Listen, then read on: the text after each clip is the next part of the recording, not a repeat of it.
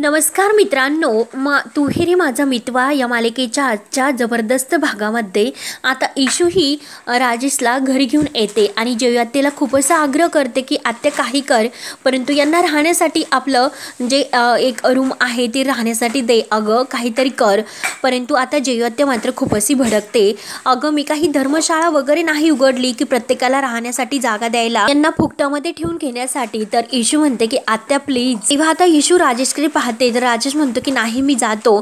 तो आता ही सर्व मुद्दाम बोलत असतो, परंतु इशूचा जीव अगदी कासावीस होतो. ती आत्याला परत समजावले जाते की आत्या अगं प्लीज, परंतु आता आत्या ईश्वर ओरडते की अगं तू तर बेवकूफ आहे, परंतु यांचं काय, हे कसे आले तुझ्या मागे मागे. तेव्हा मात्र आता राजेश हा लगेच इशूला म्हणतो की ईश्वरीजी आता मी निघतो प्लीज, आता हे सर्व नकोय, मला नाही सहन होत. तेव्हा मात्र आता इशू म्हणत जसं की राकेशजी अहो प्लीज प्लीज एकच मिनिट थांबा. आणि अगं आत्या तुला माहिती नाही की हे कोण आहे.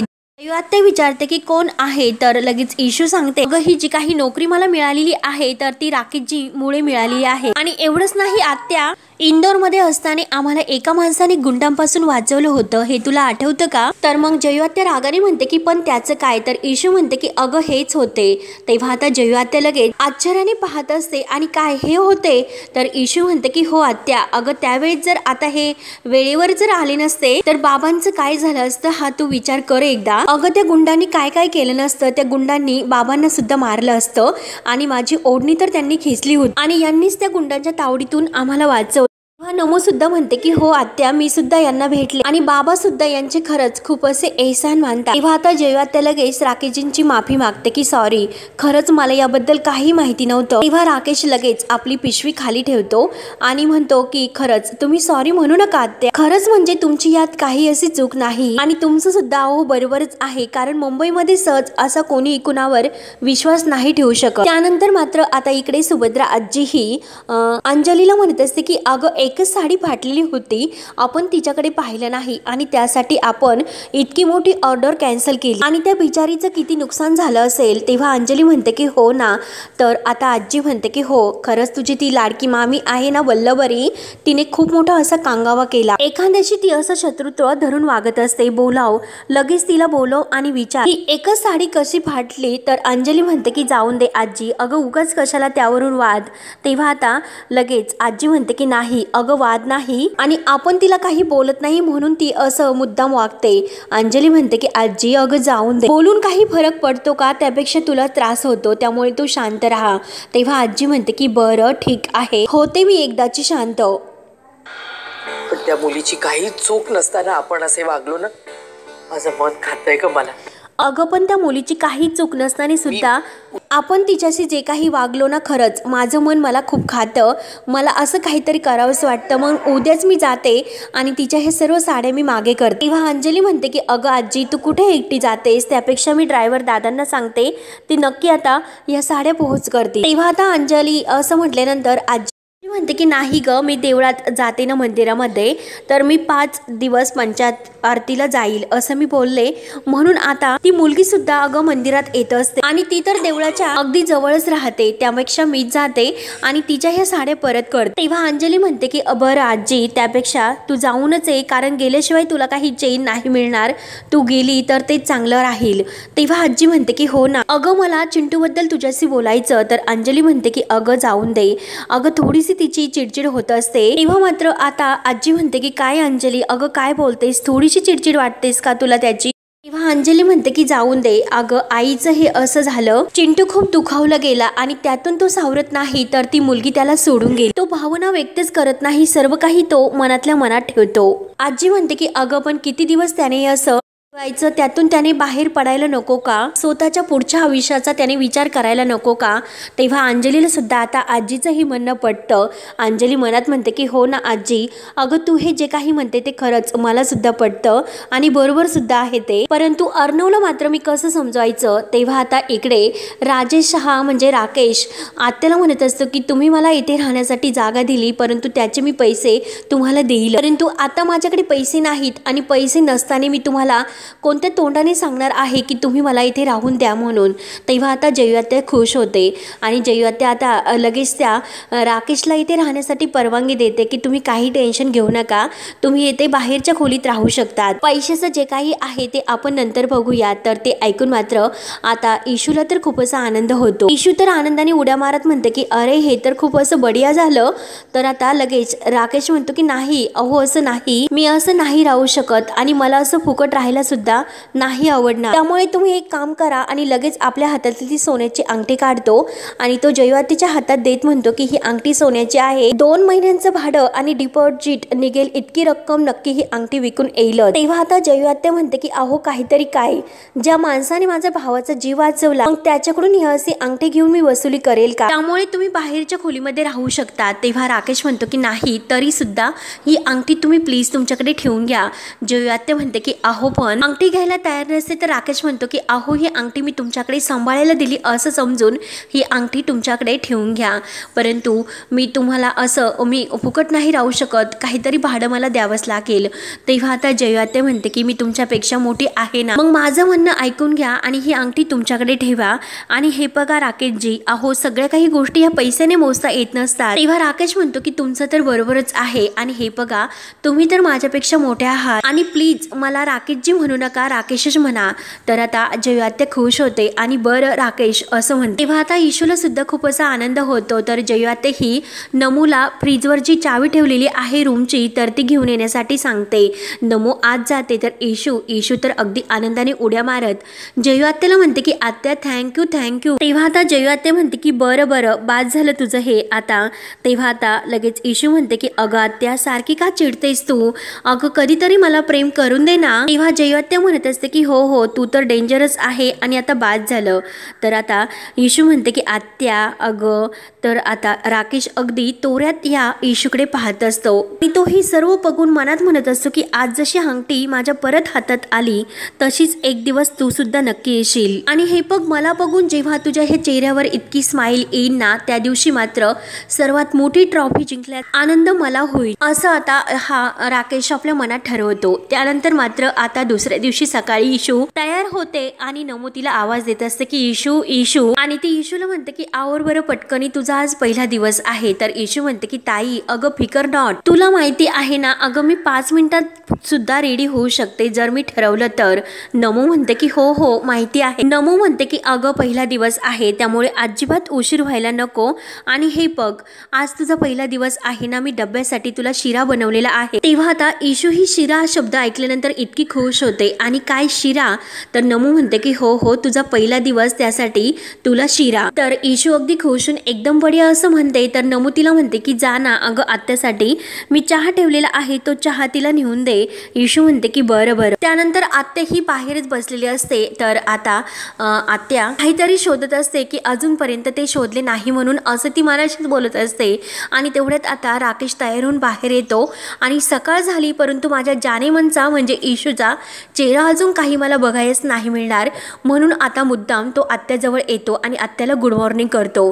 तर इशू लगेच नमूला म्हणते की अगं ताई अजून एक कप चहा दे. तर आता नमू विचारते की कोण ग. इशू म्हणते की अगं राकेशजींसाठी, कारण आत्याजवळ राकेशजी येऊन बसलेले आहे हे इशूने बघितलेलं असतं. तोपर्यंत आत्या आता राकेशजींना गुड मॉर्निंग बोलते आणि तुमचं सामान वगैरे सर्व काही खोलीमध्ये येऊन गेलं ना. तेव्हा आता राकेश म्हणतो की हो हो मीच घेऊन गेलो खोलीमध्ये आणि आहे खोलीमध्ये. तेव्हा जयू आत्या म्हणते की अहो तसं नाही, कारण खोली लहान आहे, मग तुमचं सर्व काही सामान व्यवस्थित मावलं का त्यामध्ये असं विचारायचं होतं. तर राकेश म्हणतो की हो हो अगदी आरामात, कारण असं फारसं सामान नव्हतं माझं. सोशल सर्व्हिस म्हणून वकील करणाऱ्या वकिलाकडे असं कितीकसं असं सामान राहणार आहे आणि खरं सांगू का, कारण इतकं खोली छोटी किंवा मोठी कशी असो परंतु इतक्या शॉर्ट जागेमध्ये राहण्यासाठी सुद्धा तुम्ही मला जागा दिली तेच खूप महत्त्वाचं आहे. आणि तेवढ्यात इशू आता त्यांच्यासाठी चहा घेऊन येते. तेव्हा राकेश म्हणत असतो की खरंच आत्या मी तुमचे हे उपकार कधी नाही विसरू शकत. तर इशू लगेच म्हणते की राकेशजी तुम्ही सारखं सारखं तेच का बोलता हो, आम्हाला सुद्धा खूप आता उघडल्यासारखं वाटतं.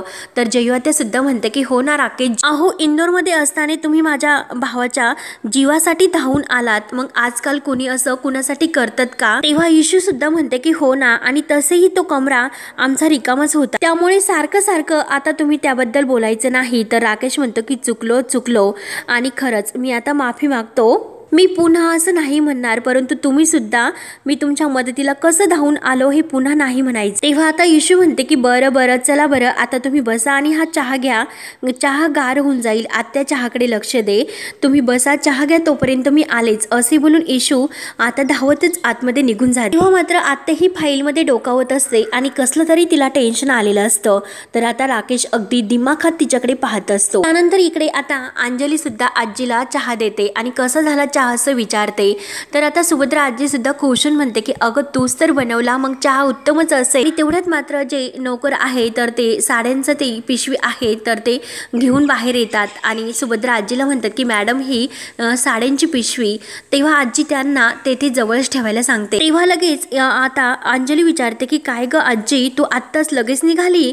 तर आजी म्हणते की हो ना, अगं मी तुला म्हणाले होते की त्या ईश्वरीच्या साड्या मी परत करते म्हणून.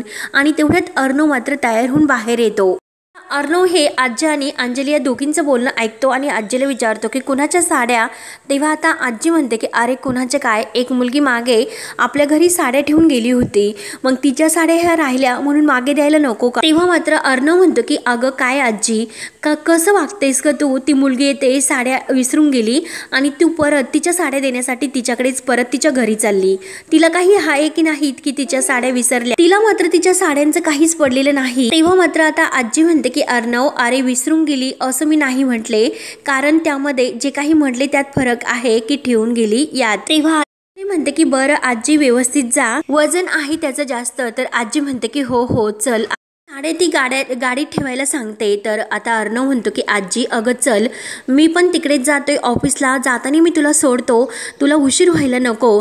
तेव्हा आता लगेच आजी म्हणते की अरे अरे परत तुला उशीर व्हायचा, मी जाते दुसरी गाडी घेऊन, तू नको टेन्शन घेऊ. तेव्हा अर्णव म्हणतो की नाही आजी, अगं मी सोडतो तुला, नाहीतर तू परत म्हणशील की कुठे अर्णवला माझ्यासाठी वेळ असतो. तेव्हा अर्णवचे हे शब्द ऐकून आजी आणि अंजली या दोघींचा चेहरा मात्र अगदी खुलतो, त्या दोघीही खूप हसतात. तेव्हा आजी तर खुश होऊन निघते आणि चल सुरेश चल पटकनी, अरे गाडीमध्ये हा साड्या ठेवून दे.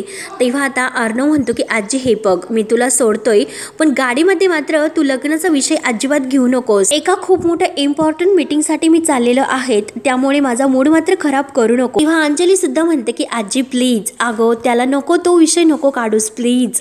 तर लगेच आता आजी म्हणते की बरं बरं, तू तर काय भावाचीच वकिली करत राहा, कारण जावई बाप्पूंनी तुला सगळं काही शिकवलेलंच आहे तुला. तर आता अर्णवला म्हणते की हे बघ अरे अर्णव, तुला नको ते विषय मी नाही गाडीत मी तो विषय नाही काढणार, परंतु याचा अर्थ असा नाही होत की मी तो विषय विसरून जाईल म्हणून. अर्णव म्हणतो की आजी मी मीटिंगला चाललोय प्लीज. तेव्हा मात्र आता ते दोघे निघून जातात. तर अंजली म्हणते की ह्या दोघांचं मात्र मला टेन्शन असतं. त्यानंतर मात्र आता इकडे जे काही फाईलमधील कागद आत्या पाहत असते. तर राकेश विचारतो की कसले कागद आहे, काहीतरी महत्त्वाचे कागद दिसतात. तेव्हा आत्या म्हणते की हो हो आमच्या जमिनीबद्दलचे ते कागद आहे, गैरकानूनी काही लोक त्यावर कब्जा करून बसले. तेव्हा राकेश म्हणतो की मी जरा बघू का? तर आत्या म्हणते की हो हो तुम्ही तर वकीलच आहात, जरा बघा. परंतु अहो राकेश, तुमच्या सल्ल्याचीही पैसे देण्यासाठी फी माझ्याकडे मात्र नाही.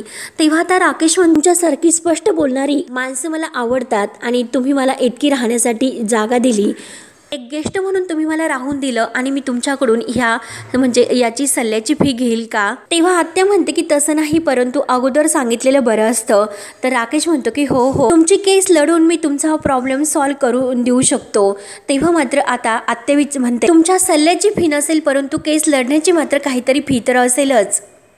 आता राकेश म्हणतो की नाही हो, एवढा जर मी पैसे कमवणारा असतो तर आज मुंबईमध्ये माझ्या स्वतःचं काहीतरी असं घर असतं, भाड्याने मी का राहिलं असतो, सोशल सर्व्हिस म्हणून फुकटामध्ये मी लोकांचे केस लढतो, मग गरीब लोकांसाठी एवढं तर करायलाच हवं. आणि जर मी त्यांच्यासाठी एवढं करू शकतो, मग तुमच्यासाठी तर मी नक्की काहीतरी करू शकतो.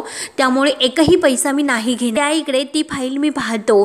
तेव्हा आता आत्या लगेच राकेशवर खुश होते आणि थँक्यू राकेशजी, अहो खरंच तुम्ही आज देवासारखे आमच्यासाठी धावून आलात, म्हणून राकेशचं ती कौतुक करते. राकेश म्हणतो की बरं ते कागद सर्व काही माझ्याकडे ठेवतो आणि आता कोर्टात मला जायचं आहे, मी जरा चेक करून पाहतो. तेव्हा मात्र आता ती फाईल आता तो घेऊन जात असतो आणि इशू कुठे दिसते की नाही हे डोकावून पाहत असतो. तेव्हा आता जयू आत्या नमूला आवाज देते आणि जरा पर्स घेऊन ये बरं, आणि ह्या ज्या फाईल्स आहे ना ते कपाटात अगदी व्यवस्थित ठेव असं सांगते. इशू येते आणि इशू ही आत्याला विचारते की काय ग आत्या, सकाळी सकाळी तू बँकेमध्ये जाते म्हणजे काही पैशाचा इश्यू आहे का, काही प्रॉब्लेम तर नाही ना. तर आत्तू म्हणते की अगं इशू, तुझ्यासारखा चालता बोलता प्रॉब्लेम घरात असताना अगं वेगळा प्रॉब्लेम हवाय तर कुणाला, कळलेस ना. मग चल आता ओले कपडे घेऊन आली तर मग ते जागेवर टाकून दे. तेव्हा इशू ही बाहेर कपडे वाळत घालण्यासाठी देते, त्या स्टँड जवळ येते आणि अगदी मस्त दिमाखात ती कपडे वाळवत घालत असते. आणि तेवढ्यात मात्र आता राकेश बाहेर पडतो आणि बाहेर पडल्यानंतर आता इशूला समोर पाहतो. त्याला तर अगदी त्याच्या मनासारखं होत असतो आणि रोमॅन्टिकपणाने तो इशूकडे बघत असतो. एक काका आहे तर ते शेजारचे काका अगदी आपल्या जवळ रेडिओ ठेवतात आणि तेथे ते पेपर वाचत असतात. तर त्या रेडिओमध्ये एक गाणं सुरू असतं की रुपेरी वाळूच्या बनात येना येना, म्हणून आता राकेश ते गाणं ऐकतो आणि खूप असा तो त्यात मग्न होतो आणि अगदी इशूकडे पाहत असतो. तेव्हा आता राकेश इशूजवळ येतो आणि इशूकडे अगदी रोमॅन्टिक होऊन पाहतो. इशू मात्र आता खूप अशी लाजत असते आणि ती आता राकेशच्या तोंडासमोर तो कपडे वाळू घालते. तेव्हा आता ती डोकावून पाहते तर राकेश तिच्या मागून आलेला असतो आणि ती आता अगदी नाराज होते. राकेश तिच्या जवळ येतो तर तेव्हा इशू खूप खुश होते. इशूला त्याने अगदी आपल्या मिठीत घेतलेलं आहे असे स्वप्न जेव्हा तो पाहत असतो तेवढ्यात मात्र गाडीचा जोरात असा हॉर्न त्याच्या कानावर येऊन पडतो आणि तेव्हा कुठे तो स्वप्नातून हरवलेला बाहेर येतो आणि समोर पाहतो तर समोर आता ईश्वरी नसते आणि इशू मात्र आपले सर्व ओढणी वगैरे कपडे वाळू घालून तेथून आतमध्ये गेलेले असते. तेव्हा मात्र आता इशूने जेथे त्या स्टँडवर कपडे वाळू घातलेले असतात तेथे तिच्या ओढणी जवळ येतो आणि ईश्वरी ईश्वरी, अगं इशू काय करू मी तुझं, म्हणून अगदी तिच्या त्या प्रेमाच्या ओढणीत मग्न होतो. आणि तेवढ्यात इकडे अर्णव आणि सुभद्रा आजी गाडीतून येत असते तर आजी ही गाडी थांबवायला सांगते आणि अर्णवला म्हणते की मी इथेच उतरते. तेव्हा मात्र अर्णव विचारतो की काय ग आजी, ती मुलगी इथे राहतेस का. तेव्हा आजी म्हणते की नाही रे, त्या पलीकडच्या गल्लीमध्ये राहते. तेव्हा अर्णव म्हणतो की अगं आजी तिकडे तर खूप असं ट्रॅफिक असतं, खूप असा क्रियस असतो. तर आजी म्हणते की मुंबईमध्ये कुठे ट्रॅफिक नसतं. तेव्हा आता अर्णव म्हणतो की ट्रॅफिकचं काही नाही आजी, परंतु ट्रॅफिकमध्ये जे काही घडतं, म्हणून अर्णवला आता जेव्हा ते घडलेलं आहे की इशूकडून त्याच्या गाडीची काच फुटलेली असते जेव्हा ट्रॅफिक इतकी पॅक होती आणि तेव्हा मात्र इशू गाड्यावरून उड्या मारून तिचं हेल्मेट त्याच्या काचेवर पडलेलं आहे हे सर्व क्षण त्याला आठवतो. आणि तेव्हा मात्र आता इशूने त्याला चॅलेंज दिलेलं असतं की मी तुमचे पैसे परत केल्याशिवाय मुंबई नाही सोडणार, तर माझं लॉकेट परत मला द्या. परंतु आता अर्णवने तिला सांगितलेलं असतं की जोपर्यंत तू माझे पैसे परत देत नाही तोपर्यंत मी तुझं लॉकेट नाही देणार. तेव्हा इशू सुद्धा काही कमी नसते. इशू म्हणते की देईलच, हम इंदौर से है उधार देते भी नहीं और रखते भी नहीं. हे सर्व आठवत असताना आजी ही अर्णवला विचारते की काय रे, काय घडतं ट्रॅफिक मध्ये. तेव्हा अर्णव हा म्हणतो की काही नाही, तू एकटी जाऊ नकोस, मी सोडतो तुला.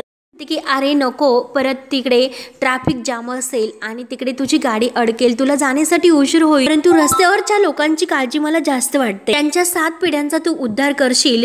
तेव्हा आता अर्णव म्हणतो की झाले का, झाले आणि एकटी जाऊ नकोस. रघुला म्हणतो की रघु आजीची बॅग घे आणि बॅग घेऊन तिला तिकडे सोडा. तर आजी विचारते की अरे पण तू तिकडे कसं जाशील, तू चालत जाशील का. तेव्हा अर्णव म्हणतो की आजी हे बघ, अगं माझ्याकडे लायसन्स सुद्धा आहे, गाडी मी घेऊन चालून जातो आणि रघु हा पायी तुला तिकडे सोडून येईल. तेव्हा आजी खाली उतरते आणि अर्णव सुद्धा खाली उतरतो. तर आजी म्हणते की बरं बरं थँक्यू. तर अर्णव हा रघुला म्हणत असतो की हे बघ, त्या गल्लीमध्ये खूप अशी गर्दी असते, आजीला मात्र सांभाळून घेऊन जा आणि नीट घरी पोहोचवा. ऑफिसला पोहोचल्यानंतर गाडी ही मी ह्या स्पॉटला परत पाठवतो. तेव्हा आता आजी अर्णवकडेच पाहत असते आणि खुशून म्हणते की खरंच अर्णव, किती काळजी आहे रे तुला माझी. अरे म्हणूनच मी तुला सांगते की लग्न कर, म्हणजे नाचून आली तर मी तिलाच घेऊन फिरेल, तुला त्रास नको, हो की नाही. तर आता अर्णव चिडतो, म्हणतो की आजी मी तुला सांगितलं होतं ना लग्नाचा विषय नको म्हणून. तेव्हा आजी म्हणते की हो ना, अरे गाडीमध्ये लग्नाचा विषय नको असं तू म्हटला होता आणि आता तर आपण गाडीच्या बाहेर आहोत म्हणून गाडीच्या खाली उतरल्यानंतर हा विषय काढला. तर अर्णव आता आजीकडे रागाने पाहत रघुला आवाज देतो आणि आजीला प्लीज लवकर घेऊन जाण्यासाठी सांगतो. तर रघु म्हणतो की हो हो साहेब, लगेच जातो. तेव्हा आजी चिंटूचा एक पापा घेते आणि रागावल्यानंतर किती छान दिसतो माझा चिंटू म्हणून त्याचं कौतुक करते. तेव्हा अर्णव हा अगदी खुश होतो. तर आजी त्याला म्हणते की नीट जा बर का आणि रघुला म्हणते की चल रघु। तेव्हा अर्णव गाडीजवळ गाडीमध्ये बसून निघून जातो। त्यानंतर आता इकडे नमो ही स्वयंपाकघरात काम करायला घेते, परंतु डब्बा उचकून पाहते तर साखर मात्र संपून गेलेली असते। तर ती म्हणते की अरे देवा, शक्कर तर संपून गेली। म्हणून इशूला आवाज देते की इशू इशू। इशू धावतच येते आणि काय ग ताई असं नमूला म्हणते। तर नमू म्हणते की अगं बघ ना, अगं मी शिऱ्यासाठी रवा भाजत होते परंतु शक्कर तर संपून गेली। तेव्हा आता इशू म्हणते की एवढंच ना, अगं फिकर नॉट, मी लगेच जाते आणि शक्कर घेऊन येते दुकानातून। तर आता नमू म्हणते की इशू अगं तुझा आज तर पहिला दिवस आहे, उशीर व्हायला नको। तर आता इशू म्हणते की अगं नमो ताई 5 मिनिटात येते फक्त, यू गई और यू आई। तेव्हा आता नमू म्हणते की हो हो पटकन जा। तर इशू धावतच जाते।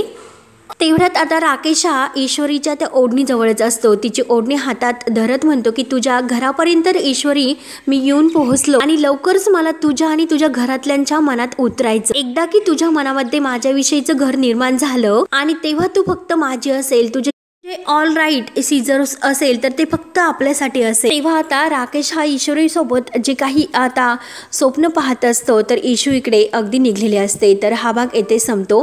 पुढील भागामध्ये आता इशू ही रोडने येत असते तर अर्णवच्या गाडीतून सर्व काही चिखल हा ईश्वरीच्या ड्रेसवर उडतो। ईश्वरी जोरात अशी ओरडते तर अर्णव गाडीच्या खाली उतरतो। तर इशू अर्णवला पाहते आणि असली कामं तर तुम्हाला जमतात, नक्की तुम्हीच हे सर्व केले लोकांचा दिवस खराब करण्याची। तेव्हा मात्र आता अर्णव म्हणतो की रस्त्यावर चालायची अक्कल नसताना समोरच्याला ब्लेम करणं यापेक्षा मूर्ख कोण असू शकतं। तेव्हा आता इशू म्हणते की हो का, जर माझी चूक असेल तर मग मी ती मोठ्या मनाने कबूल करते। त्यानंतर मात्र आता इकडे ज्या गर्ल्स असतात तर त्या इशूला सांगत असतात की लावण्याचा ब्लॅक कॉफीचा टाइम झालेला आहे, जा पटकनी तू तिला कॉफी आणून दे म्हणून। तेव्हा आता इशू ही पाण्याची जी बॉटल असते तर तिचं झाकण लावत असते, परंतु आता घाईने मात्र तिच्याकडून ते झाकण लावायचं विसरतं आणि ती